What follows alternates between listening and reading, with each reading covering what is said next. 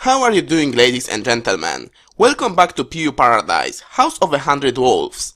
Today we are about to attempt the final challenge that was thrown at us, but we are well prepared for the job. On our side, there are some pokes that can take hits, like Eviolite Shieldon, specially defensive baton passing Flareon and wish passing Unpheasant, as well as some offensive threats. Choice Banded Victory Bell, Sheer Force Bagon, but this time with Dragon Dance instead of Hornclaws, and a Swords Dance Tentacool. Yes, you heard me. Let's see then how they perform together.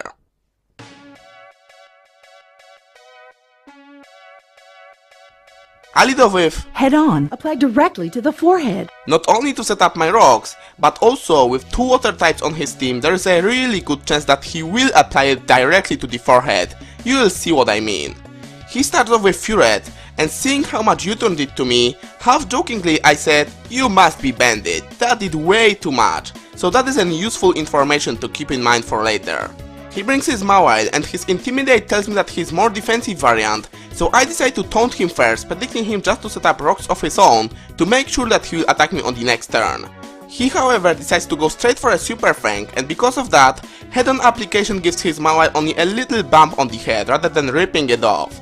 Because he is running a Super Fang though, I take a wild guess that he doesn't have a Seismic Dose, which means that he can't take me out on the following turn, so I figure the best thing I can do is just roar him out of there and get a bit of Stealth Rock damage on his team.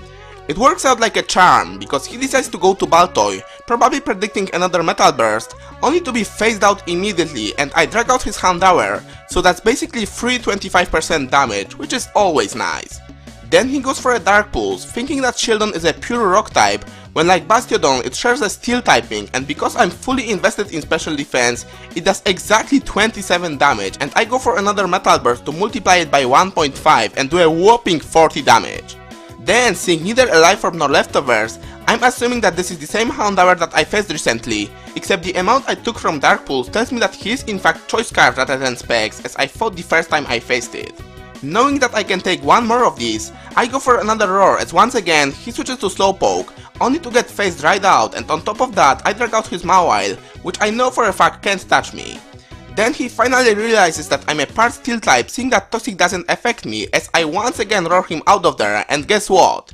Back comes Houndour, so that's another 25% of its health gone. So clearly, he does not enjoy applying head-on to his forehead, and that's not the last time we've seen it in action. But knowing that he will go for a fire move, I go to Tentacool to take it, and have some jelly time on the field.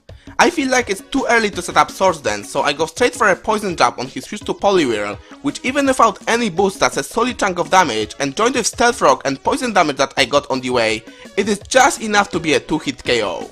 He turns out to be a Resto Chesto variant though, and that, joined with his HP number, pretty much confirms that he's running a Belly Jump 2 attack set, but he doesn't get a chance to show it off this time, because my Tentacool is like, I'm having none of that, crits him with another Poison Jab and leaves with no choice but to take me out with an Earthquake. I go to Unpheasant to finish him off with a U-turn and gain some momentum, but he decides to save this thing for later and switches to Slowpoke. So I'm thinking that now is a good time for some Shoop da Whoop, because let me tell you, Adamant Choice Banded Victory Bell does not play games. Mawile, you think that Intimidate will help you stall me out? I don't think so. Leaf Blade, critical hit, you are gone. And the crit didn't even matter, because I'm faster, and since he really doesn't have much on his team to take a Leaf Blade, he would probably just stay in and go down to another one.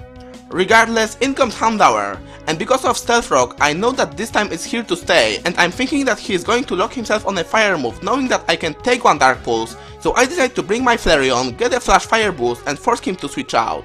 Then I set up a Wish as he goes to Slowpoke, and now... Guess who's back? Back again. Shady's back.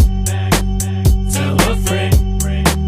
Guess who's back? Guess who's back? Guess who's back? Guess who's back? Guess who's back? Guess who's back? Guess who's back?